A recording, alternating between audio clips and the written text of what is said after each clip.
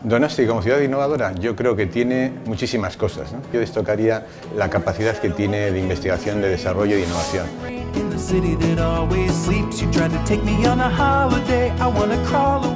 Donosti tiene algo que Barcelona ve como una visión política, que es la ciudad de las personas. I think the key elements to foster innovation in a city are about the people, the place and the passion. Bringing people together, it's about partnership. In the case of food, it's not just about businesses, it's also about consumers. Fomento aldetikan, nik uste eta ideala lan handia egiten, gauza berriak sartzen. La actitud de seguir creciendo, de no importan los errores, vamos a aprender de ellos y vamos a seguir construyendo.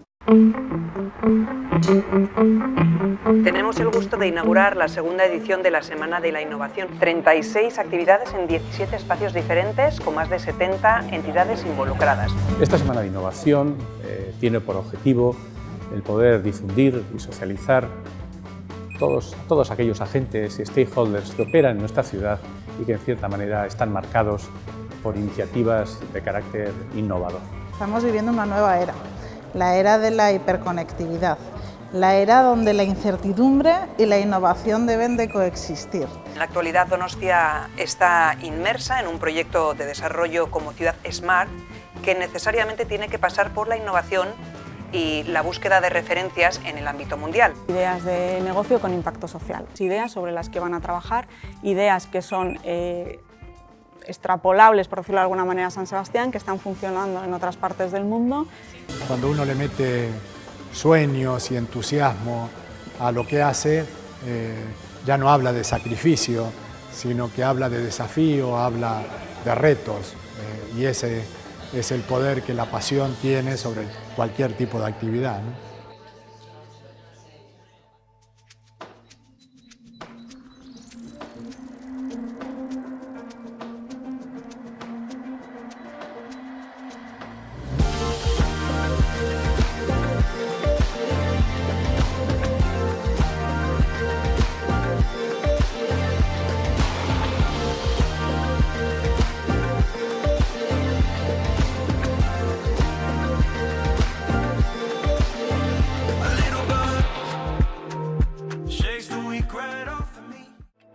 San Sebastián es una ciudad que ha hecho una apuesta decidida por la innovación, por las nuevas tecnologías, por la ciencia, para que las empresas, las personas encuentren trabajos de calidad, trabajos con futuro y porvenir económico y desarrollo social adecuado y con cohesión.